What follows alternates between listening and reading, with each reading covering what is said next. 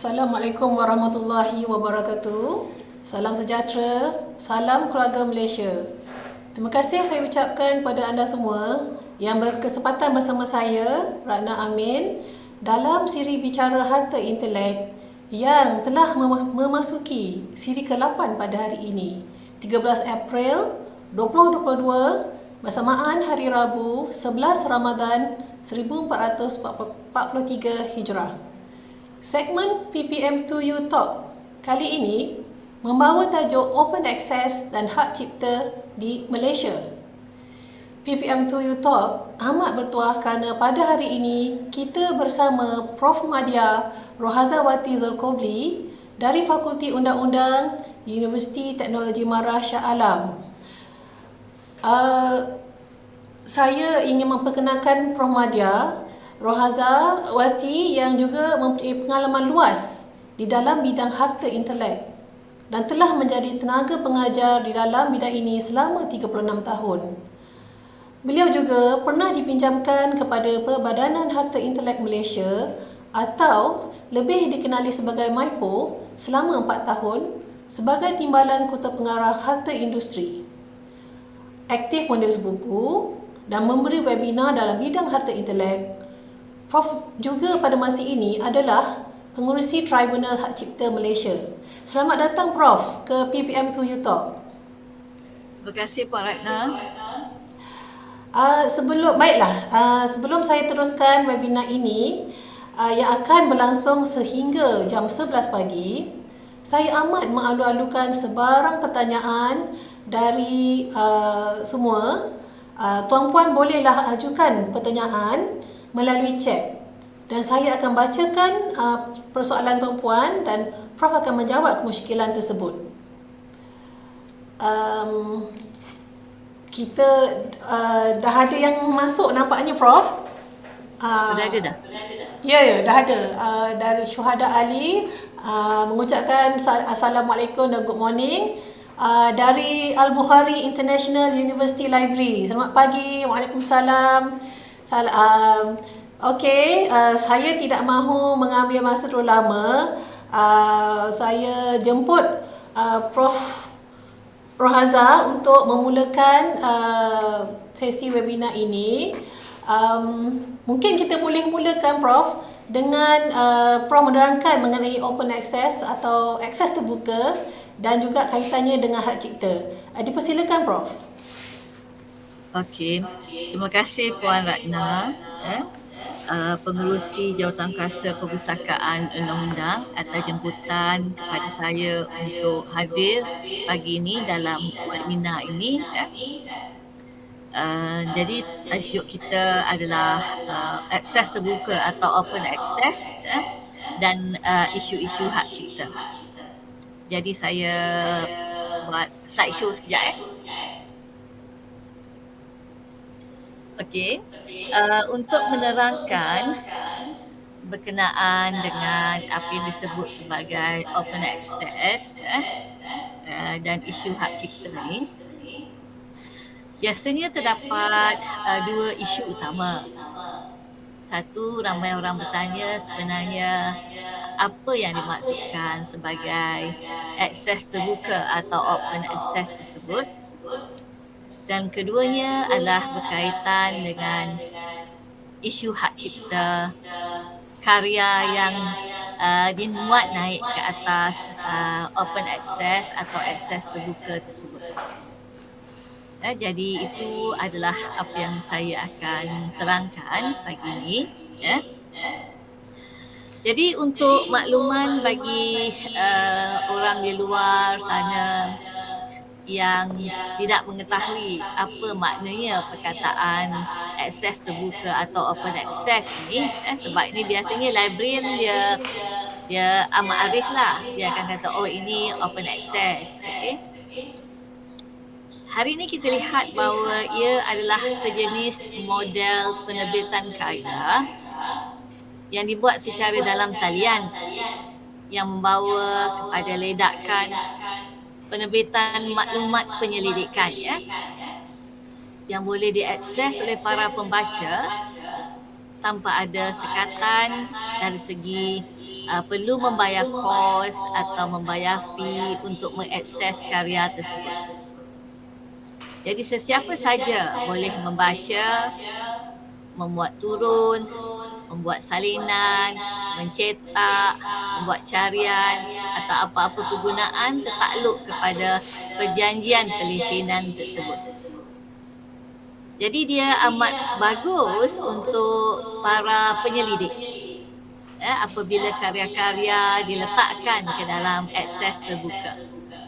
Sebab ramai orang yang membuat penyelidikan, mereka nak melihat kepada apa kita kata dokumen-dokumen terdahulu di dalam bidang yang nak diselidik tersebut. Jadi ini memberi akses kepada banyak-banyak karya penyelidikan yang telah dibuat oleh orang-orang terdahulu. Tetapi satu masalahnya adalah berkenaan daripada segi apabila pertamanya kita memuat naik karya tersebut ke dalam open access tadi, adakah ia dibolehkan dan tidak membawa kepada pelanggaran hak cipta? Dan keduanya, apabila kita menggunakan karya-karya tersebut dan kemudiannya kita membuat apa yang kita sebut sebagai rujukan, menggunakan karya tersebut dalam tulisan kita, tahap mana pula kita dibolehkan menggunakan karya-karya tersebut di dalam penulisan tadi. Jadi kita lihat dahulu berkenaan hubung kaitnya dengan Akta Hak Cipta.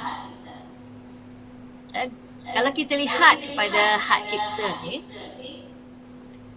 saya bagikan di sini takrif awal hak cipta, iaitu kita kata bahawa ia adalah hak eksklusif yang diberikan oleh undang-undang kepada pembuat karya untuk membuat salinan dan pengeluaran semula karya-karya tersebut. So hak eksklusif ni bermakna apabila diberi kepada pemunya hak cipta di bawah Seksyen 13 Akta Hak Cipta, maka sesiapa saja yang melakukan apa-apa hak eksklusif yang diberikan oleh akta kepada pemunya hak cipta tanpa kebenaran, pemunya hak cipta akan melakukan pelanggaran hak cipta. Jadi, ia diberikan, hak eksklusif ini diberikan oleh Akta Hak Cipta 1987, akta kita. Sebab kalau kita lihat di bawah Seksyen 6 akta, ia mengatakan tiada hak cipta melainkan melalui peruntukan akta ini. Jadi, ia memberikan kita kata hak-hak eksklusif yang diberikan kepada pemunya karya, dan oleh itu pemunya karya boleh mengawal sama ada keseluruhan karya ataupun sebahagian besar karya. Jadi pembuat karya tadi atau pemunya hak cipta adalah diberikan ganjaran dalam bentuk pemberian hak eksklusif seperti yang telah diperuntukkan di dalam Seksyen 13 tadi. Ini adalah hak eksklusif yang diberikan, iaitu pengeluaran semula karya dalam apa-apa bentuk bahan. Membuat pertunjukan karya, membuat tayangan karya, membuat permainan karya kepada awam, membuat siaran karya, membuat perhubungan melalui kabel akan karya itu atau apa-apa pengedaran salinan karya, sama ada melalui penjualan, sewaan, pajakan ataupun pinjaman. Jadi apabila kita memuat naik sesuatu, kita kata memuat naik sesuatu karya ke dalam open access tadi, maka kita dapati bahawa ia jikalau dinaikkan tanpa kebenaran pemunya hak cipta, ia merupakan satu pelanggaran hak cipta. So, nanti nak tanya sama ada masih boleh didengar ke dah putus dah? Okey, so masih ada saya ingatkan tadi dah putus dah. Puan Ratna boleh dengar lagi tak Puan Ratna?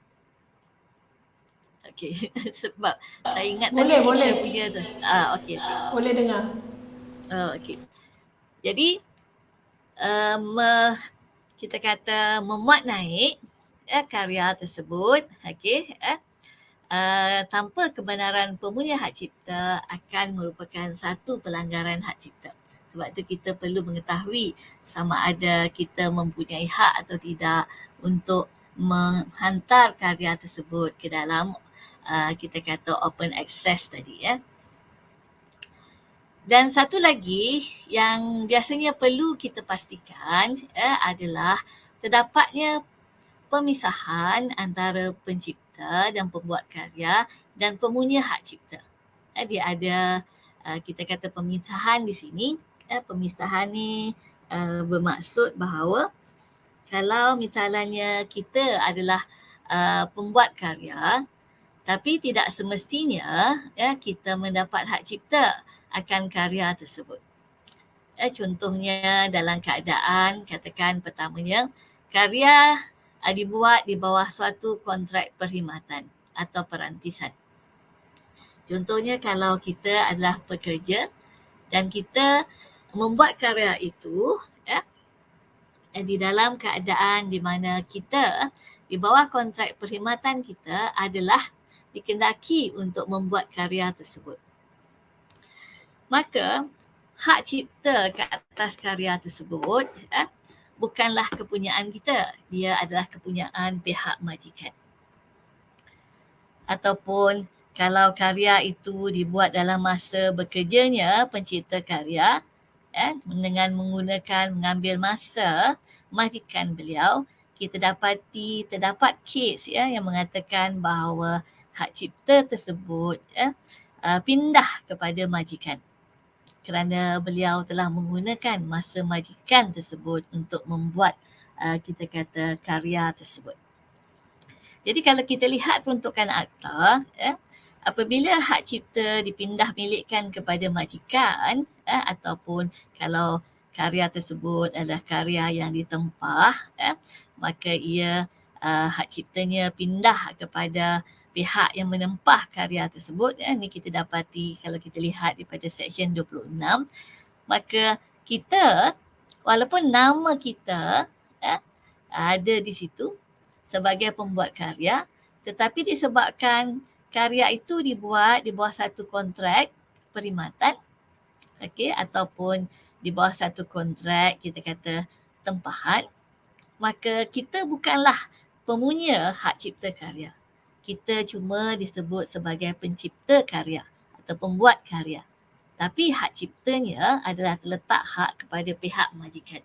Jadi contohnya macam kalau di universiti kan, terdapat keadaan katakan pihak universiti bergantung kepada dia punya polisi harta intelek di dalam karya-karya contohnya penyelidikan dan sebagainya kat buku dan segalanya. Siapakah pemunya hak cipta buku yang ditulis ataupun kita kata write up bagi penyelidikan tersebut? Ada universiti mengatakan bahawa daripada segi karya yang ditulis oleh pihak pensyarahnya, maka ia tidak ingin mengambil hak cipta karya tersebut. Karya hak cipta tadi diberikan kepada pihak penulis, pihak pensyarah itu sendiri. Tapi ada juga pihak universiti yang mengatakan bahawa bagi keadaan di mana kalau sesuatu buku yang ditulis itu adalah ditulis di bawah satu perjanjian yang berlainan di mana ia contohnya diberikan cuti sabatikal dengan syarat bahawa sepanjang cuti sabatikal ia akan menulis satu buku yang telah diberikan tajuk oleh pihak fakulti iaitu pihak universiti. Maka buku itu apabila siap, walaupun namanya ada di situ sebagai penulis buku, maka di bawah perjanjian untuk mendapatkan cuti sepertika tadi, maka hak cipta buku itu adalah terletak hak kepada pihak universiti. Jadi kita kena lihat daripada segi keadaan siapa sebenarnya yang mempunyai hak cipta di situ. Sebab cuma pihak yang mempunyai hak cipta di situ yang berhak untuk memberi kebenaran untuk memasukkan karya kepada open access tersebut. Dalam akta, ia mempunyai takrif berkenaan siapa sebenarnya pencipta karya. Jadi pencipta karya katanya berhubungan dengan karya sastra, artinya penulis atau pembuat karya. Ini bagi karya-karya kita kata karya sastra. Karya muzik pula artinya pengubah tersebut. Untuk karya seni selain dari fotograf artinya seniman.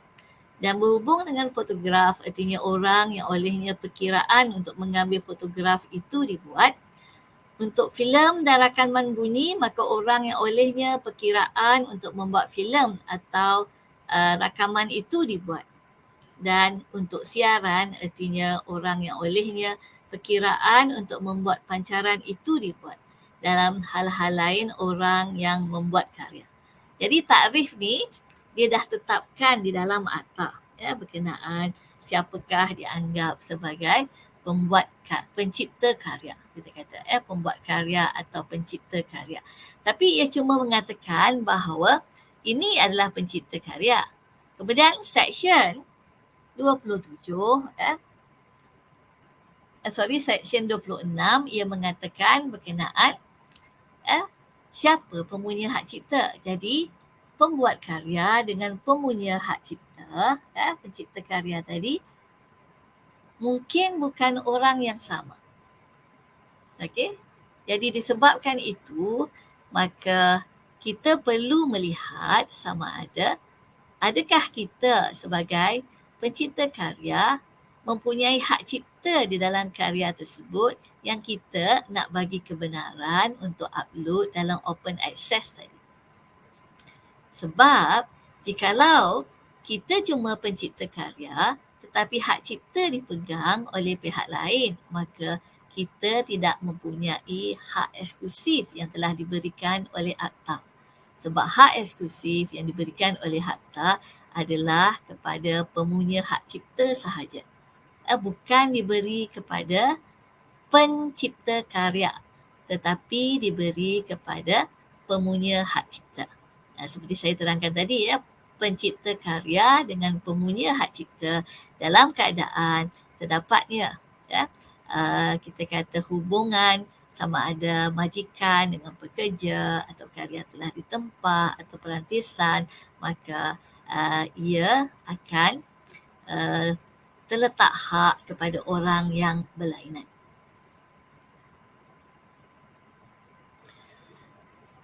Kemudiannya kita juga perlu tahu bahawa adakah kita ini orang yang berkelayakan untuk mendapat hak cipta di Malaysia.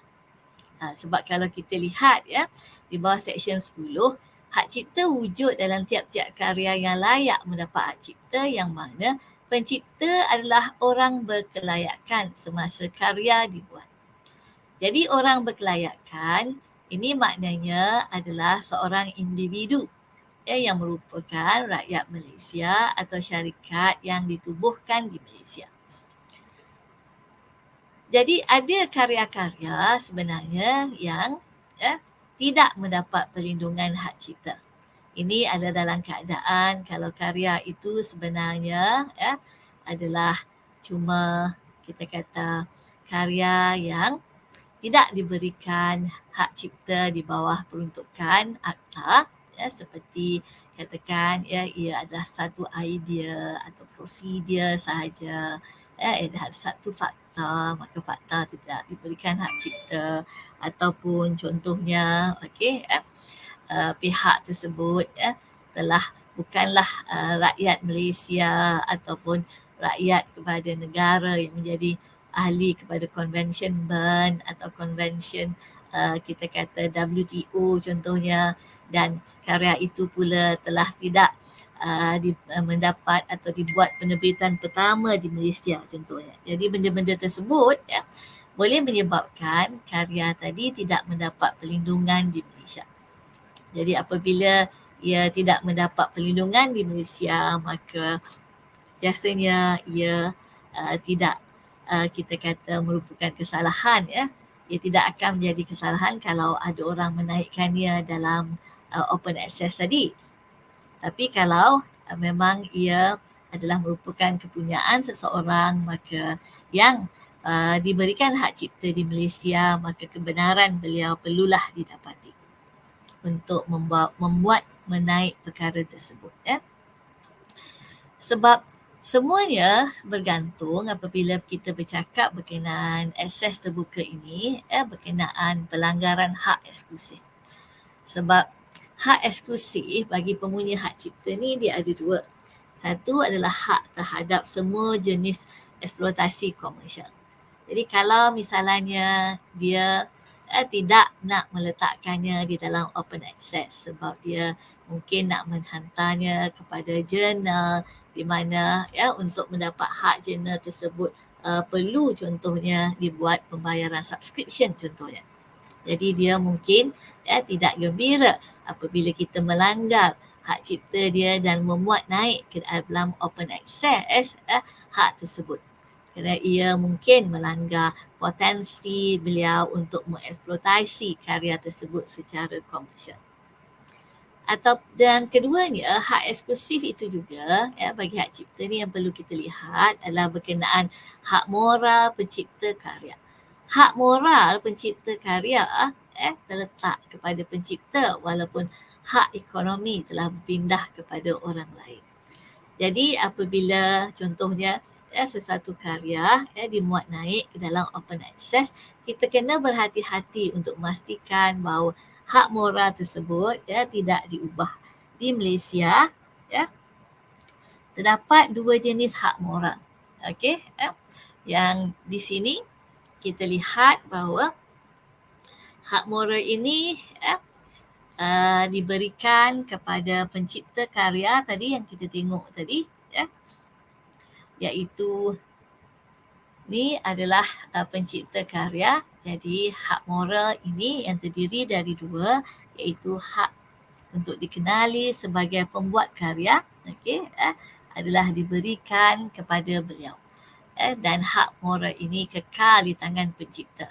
Di Malaysia kita ada dua hak tersebut. Satu hak paternity atau hak attribution atau hak untuk dikenali sebagai pembuat karya.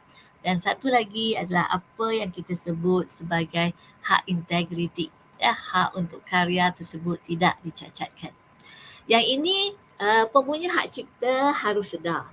Apabila kita upload satu karya ke dalam open access, maka kita kena maintain dia punya hak attribution tadi atau hak paternity tadi, iaitu hak pembuat karya untuk dikenali sebagai pembuat karya mesti dipelihara. Jadi kalau kita upload, walaupun kita ni pemunya hak cipta, jadi kita nak hantar dia ke dalam open access contohnya, kita tak boleh delete nama pembuat karya.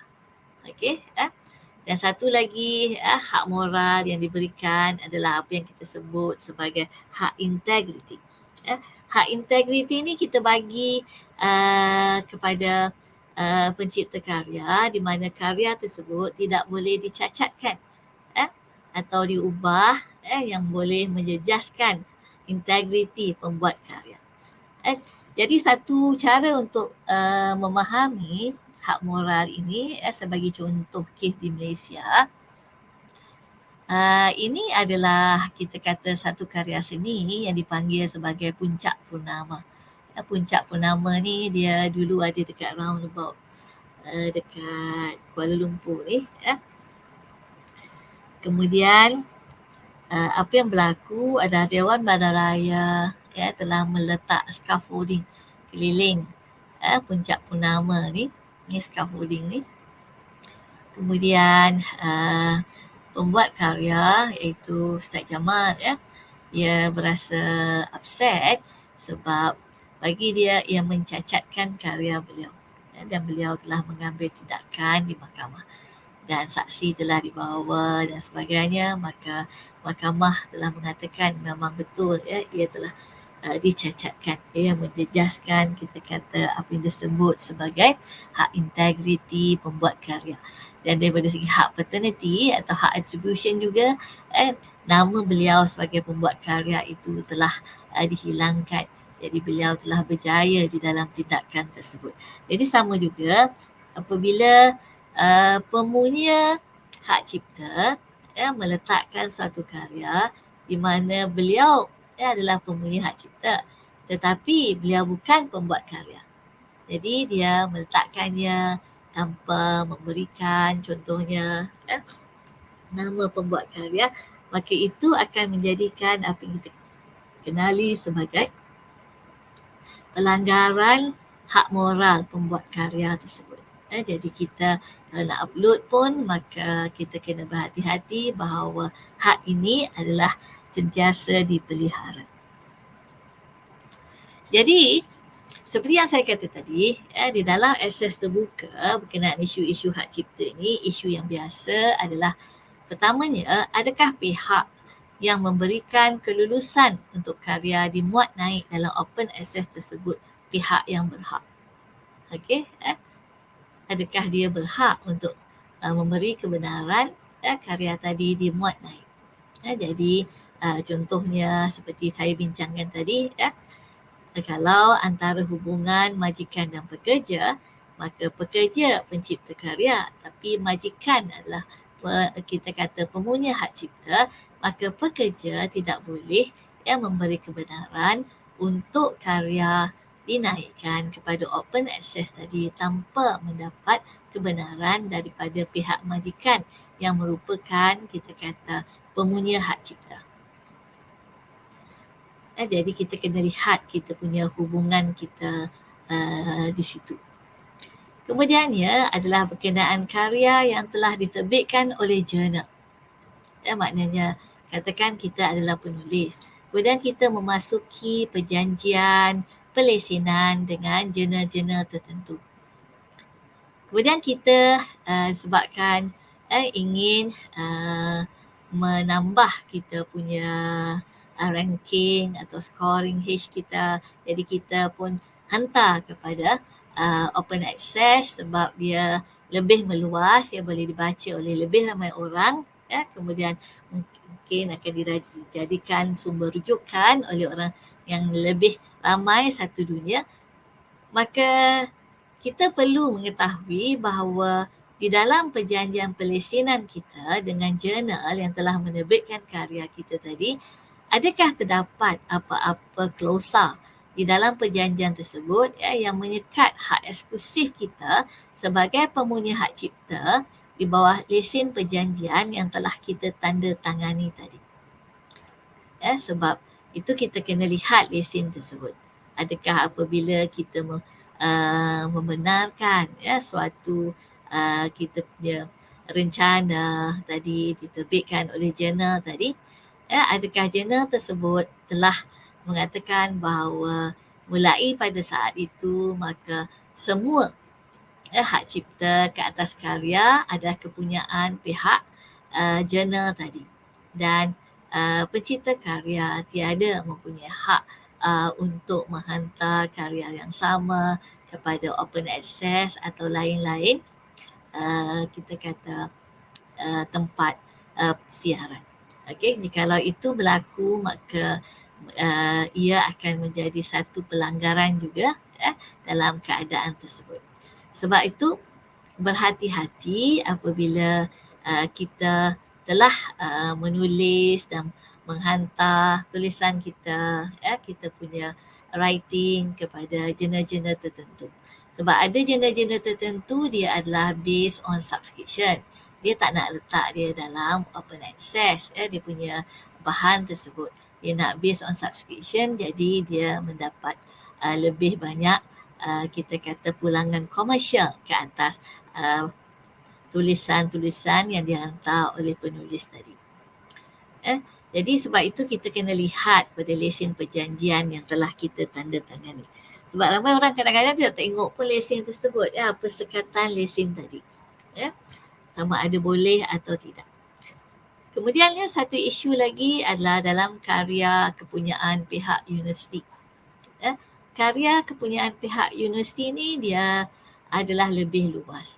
Sebab biasanya macam tesis pelajar dan kita kata karya-karya pensyarah yang dibuat di bawah apa kita kata perjanjian antara pensyarah dengan pihak universiti di bawah polisi hati intelek yang mengatakan bahawa kesemua ini adalah kepunyaan pihak universiti, maka yang ini lebih mudah untuk ia dimuat naik kepada open access tersebut.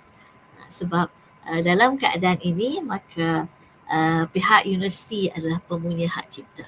Maka tidak terdapat masalah di sini kecuali masalah daripada memelihara hak moral pencipta karya tadi. Seperti yang kita bincangkan di atas tadi. Kemudian satu lagi yang menjadi isu di dalam open access ini atau akses terbuka ini adalah persoalan sama ada adakah apabila suatu karya telah dimuat naik di dalam open access maka kita anggap bahawa karya itu telah menjadi public domain atau domain awam. Okey. Daripada segi undang-undang hak cipta satu karya adalah cuma dianggap menjadi domain awam atau public domain apabila tempoh masa bagi perlindungan hak cipta itu sendiri telah tamat. Jadi kalau misalnya ia masih lagi mempunyai tempoh perlindungan maka kita tidak katakan bahawa karya itu telah menjadi public domain. Jadi open access dengan public domain adalah dua isu yang berbeza. Sebab itu, apabila suatu karya itu adalah dibuka atau dimuat naik secara open access, maka para penyelidik dia boleh akses, boleh guna, boleh baca, boleh buat rujukan dan sebagainya. Tetapi apabila dia mengambil karya, maka dia kena gunakan kita kata peruntukan dalam Akta Hak Cipta. Peruntukan yang mengatakan penggunaan karya perlu tertakluk kepada kalau kita lihat bawah Seksyen 13 Subseksyen 2 Akta yang mengatakan bahawa ia mesti tertakluk kepada urusan yang wajar. Contohnya saya bagi contoh di sini kalau kita lihat peruntukan akta. Okey, kita lihat nanti peruntukan akta. Sebab saya nak buka tak boleh, tapi bawah Seksyen 13 Seksyen 2 dia ada peruntukan yang mengatakan bahawa untuk tujuan penyelidikan contohnya private study dan sebagainya, maka ia boleh digunakan atas alasan urusan yang wajar. Nanti saya bagi peruntukannya.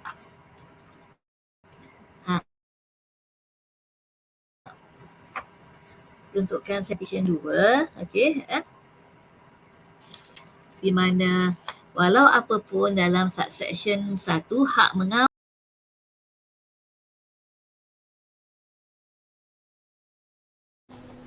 Nampaknya macam kita terputus hubungan dengan Prof. Saya rasa apa yang Prof, kita cuba hubungi kembali Prof ya. Minta masing-masing bersabar. Sekejap.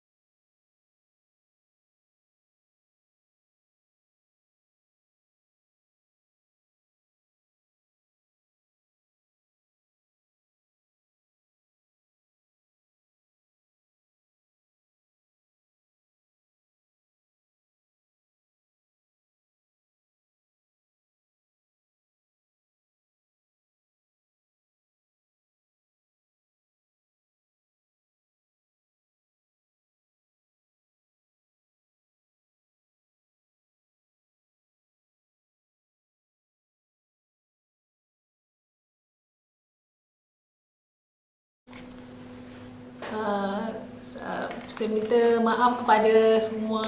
Nampaknya kita sedang menghubungi Prof untuk masuk kembali ke dalam kita punya PPM2U Talk. Saya rasa sebentar tadi Prof cuba hendak menunjukkan peruntukan di dalam Akta Hak Cipta kita, Akta Hak Cipta 1987, iaitu peruntukan yang memberi pengecualian kepada urusan-urusan yang wajar, iaitu terdapat di peruntukan Seksyen 13 Subseksyen 2. Sekiranya tuan-puan mempunyai akta di tangan, tuan boleh semak di peruntukan tersebut ataupun boleh dapatkan dari secara online. Boleh melihat kepada peruntukan Seksyen 13 lah. So, kami sedang mendapatkan Prof kembali di talian. Harap-harap tuan-puan semua boleh bersabar.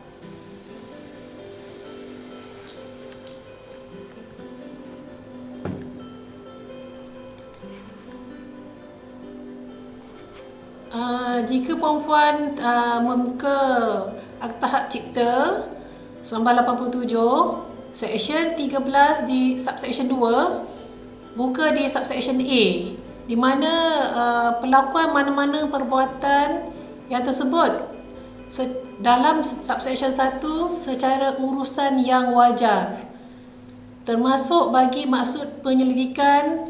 Ini yang dimaksudkan secara urusan yang wajar lah: penyelidikan, pengajian persendirian, kritikan, ulasan atau pelaporan berita atau peristiwa semasa. Dengan syarat, yang ini adalah yang baru ya, ia disertai dengan suatu perakuan tajuk karya. Maknanya kita recognize siapa pemunya karya tersebut, penulisnya. Okay? So itulah yang mungkin Prof hendak bawakan tadi, iaitu di manakah peruntukan yang memberi kebenaran atau kepada sekatan hak eksklusif tuan punya hak eksklusif tuan punya hak cipta. Okey, harap tuan-puan dapat bersabar. Kita masih lagi cuba mendapatkan Prof kembali bersama kita. Terima kasih semua kerana bersabar.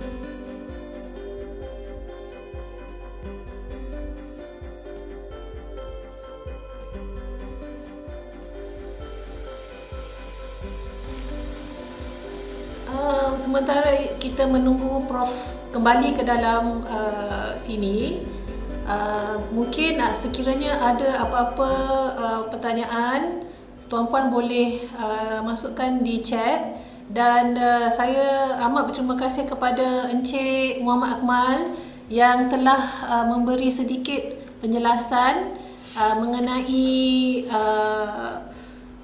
open access ini, iaitu mungkin saya boleh bacakan di sini. Bergantung kepada isi kandungan perjanjian bersama yang dicapai di antara pengkarya dan penerbit. Selalunya penerbit dah ada ready-made template perjanjian, dan yang ini kita perlu berhati-hatilah. Sepatutnya kita sebagai pengkarya perlu perhalusi apakah yang terdapat di dalam perjanjian tersebut. Kita perlu fahamlah apa yang berlaku, sebab kita tak mahu kita dimanipulasi oleh penerbit. Jadinya terima kasih Encik Muhammad Akmal. Kami masih lagi masih cuba mendapatkan Prof. Terima kasih kepada tuan-puan semua kerana masih menunggu.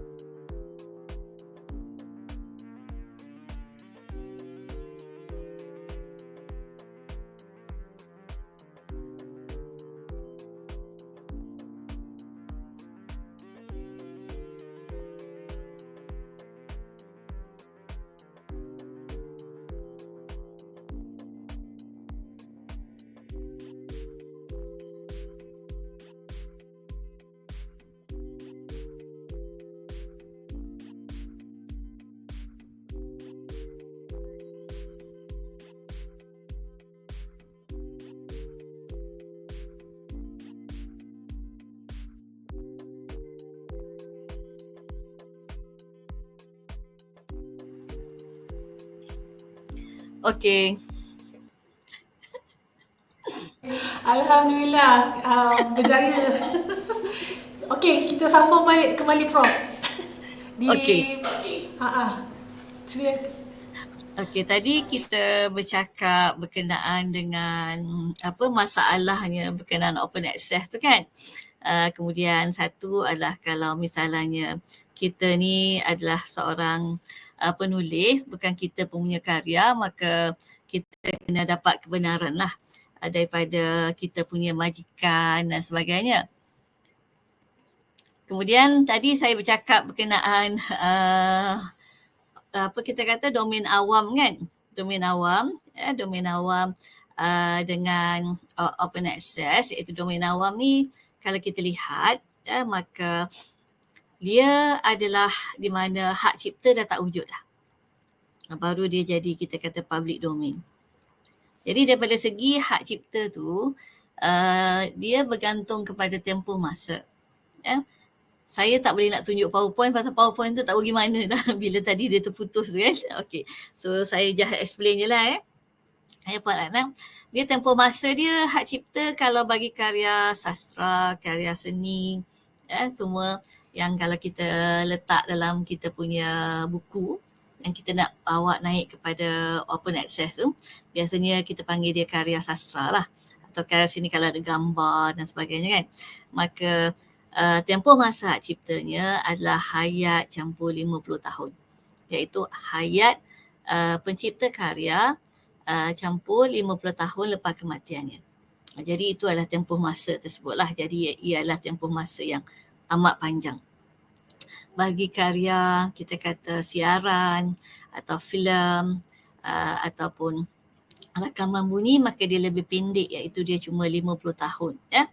Jadi di situ selagi tempoh masa hak cipta ni belum tamat, maka karya tersebut tidak dianggap masuk ke dalam public domain lah. Dia belum masuk public domain lagi.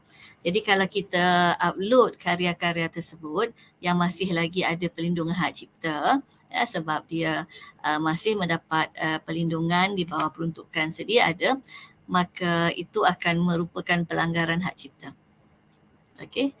Jadi dalam keadaan di mana kalau dia dah memang masuk kepada public domain, iaitu dia telah habis tempoh hak cipta, hayat telah berakhir contohnya, maka dalam keadaan tersebut kita dapati bahawa kita boleh upload benda tu dan tidak akan menjadi dalam keadaan tersebut. Jadi sebab tu kita kena tahu sama ada adakah karya tersebut masih lagi di dalam kita kata tempoh perlindungan hak cipta. Satu masalah yang biasa berlaku sekarang ni adalah disebabkan Malaysia dengan beberapa negara lain kita mempunyai tempoh hak cipta yang berbeza. Iaitu macam kalau kita ambil Malaysia, Singapura cukuplah jiran terdekat kita. Di situ kita dapati bahawa Singapura, UK, US, Australia, New Zealand, mereka mempunyai tempoh masa perlindungan yang jauh lebih panjang. Iaitu kalau kita lihat tempoh masa dia adalah hayat campur 70 tahun ataupun 70 tahun. Jadi maknanya dia mempunyai tempoh masa 20 tahun lebih panjang daripada tempoh masa yang kita berikan. Jadi sebab tu kalau kita nak mengambil karya orang lain contohnya yang kita rasa bahawa dia telah menjadi public domain, sebab bila kita tengok daripada tarikh penerbitan tersebut, mungkin kita lihat bahawa ia telah melepasi 50 tahun kalau kita tahu bahawa penulisnya telah meninggal dunia contohnya, maka kita perlu berhati-hati bagi negara-negara yang tempoh perlindungannya telah dipanjangkan. Sebab open access ni dia satu dunia orang boleh akses kan. Jadi itu adalah satu yang kita perlu ambil perhatian lah. Kemudian ada juga kadang-kadang menjadi isu adalah ada orang letak kat situ, dia kata saya letak karya ni dan maka karya ni adalah saya bagikan percuma untuk kegunaan semua orang. Dia adalah public domain dia kata. Yang itu kita kena berhati-hati jugalah sebab kita pun tak tahu sama ada pihak yang memberikan kebenaran tersebut. Satu, kalau memang betul dia pemunya hak cipta dan dia nak memberikan penggunaan karya kepada semua orang dan tidak membawa tuntutan apa-apa, itu tak jadi masalah. Sebab sebagai pemunya hak eksklusif, dia boleh kata bahawa ini hak eksklusif saya tapi saya bagi semua orang untuk menggunakan karya ni. dan saya tidak akan mengambil tindakan pelanggaran contohnya. Tapi ada juga di mana dia letak bahawa ni public domain tapi sebenarnya karya tu belum lagi masuk kepada public domain. Jadi dalam keadaan tu saya rasa pengguna perlu berhati-hati dalam keadaan untuk kita kata untuk upload karya ke dalam open access tadi.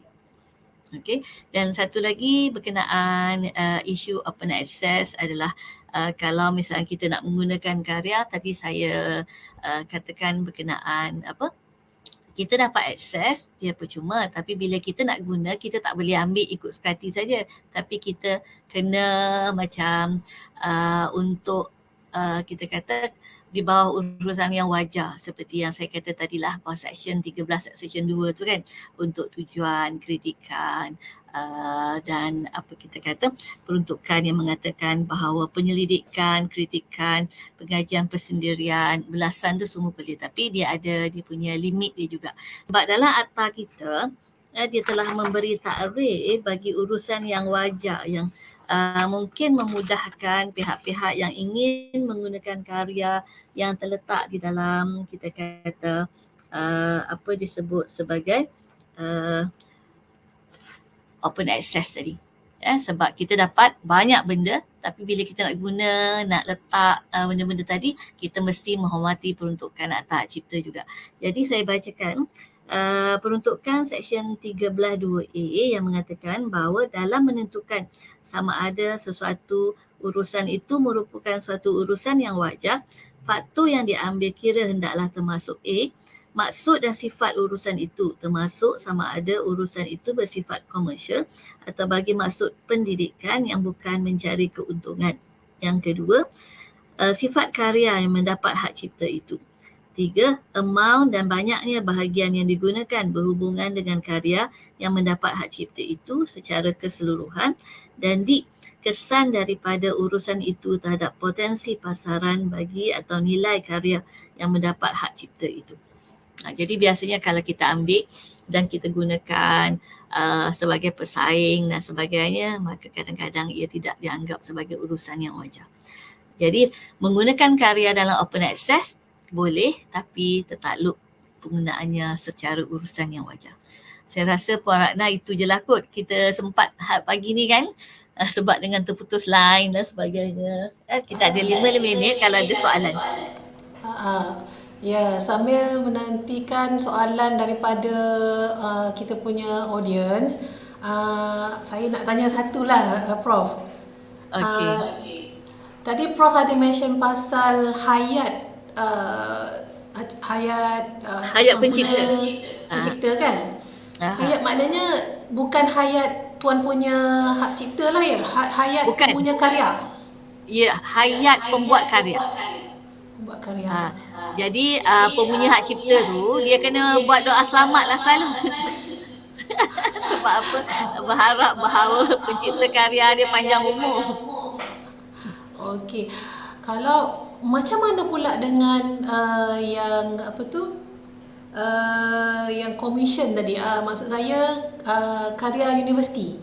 Kalau karya yang universiti, kalau dia commission work, maknanya dia memberi kontrak untuk seorang membuat karya tersebut, maka hak cipta adalah kepada pihak universiti lah. Universiti tu masih wujud kiranya. Okey. Saya so far tak ada lagi soalan, tapi banyak perkongsian juga yang kita dapat daripada ramai. Salah seorang tu saya tahu adalah pustakawan dari USM yang memang orang kuat open access lah di sana. Dia ada terangkan mengenai apa tu hak eksklusif, hak paternity dan hak moral. Jadi memang ramai pustakawan yang sebenarnya memang dah aware tentang ini, tetapi penerangan Prof yang mengkaitkan hak cipta di dalam open access itu memang lagi membantu untuk kami lebih faham. Terima kasih banyak-banyak Prof. Ya. ada so far saya rasa tak ada soalan. Mungkin kerana satu sebab penerangan Prof tu memang sudah jelas. Jadi kita tidak nampaklah soalan-soalan tu.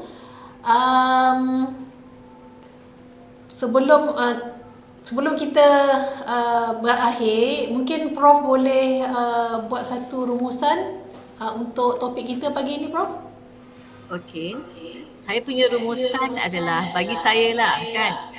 Open access ni bagus sebab apa, banyak maklumat kita boleh dapat ya sebagai penyelidik, researcher. Okey ni soalan hak cipta tesis kepada siapa? Universiti atau student? Encik Ezan tanya. Saya jawab dulu boleh Puan Rana? Okey. Tesis biasanya, hak cipta tesis ni dia adalah kepunyaan pihak universiti, bukan pihak pelajar. Sebab biasanya di dalam polisi harta intelek pihak universiti, dia akan mengatakan bahawa apa-apa tesis adalah kepunyaan pihak universiti. Jadi sebab tu kalau misalnya seorang pelajar PhD tu dia dah graduate kan, kemudian dia nak bukukan dia punya tesis tersebut ya, maka dia perlulah menulis surat kepada pihak universiti untuk mendapat kebenaran bagi kita kata penerbitan tersebut. Biasanya pihak universiti akan bagi sebab dia akan quote kan student tu buat PhD kat mana, student siapa, jadi itu akan menambah kita kata reputasi universiti tersebut. Saya tak pernah dengar lagi universiti yang menidakkan permohonan seorang pelajar untuk mendapat kebenaran untuk menerbitkan tesisnya. Sebab tesis bila terbit dia ada perubahan sebenarnya. Sebab tesis dengan buku adalah lain. Jadi dia akan ada perbezaan. Tapi sebab banyak benda yang akan digunakan pada tesis tersebut, jadi dia perlulah mendapat kebenaran daripada pihak universiti. Dan ada kes di mana kebenaran tidak diperolehi tapi pelajar menerbitkan. Iaitu saya pernah dengar pihak universiti berasa terkilan dan menghantar surat bahawa akan mengambil tindakan. Itu saya pernah dengar lah. Tetapi di mana kalau pelajar memohon untuk mendapatkan kebenaran untuk menerbitkan, saya tak pernah dengar lagi di mana pihak universiti mengatakan bahawa tak boleh. Jadi itu jawab soalan tadi lah. Kemudian pada rumusan tu bagi saya,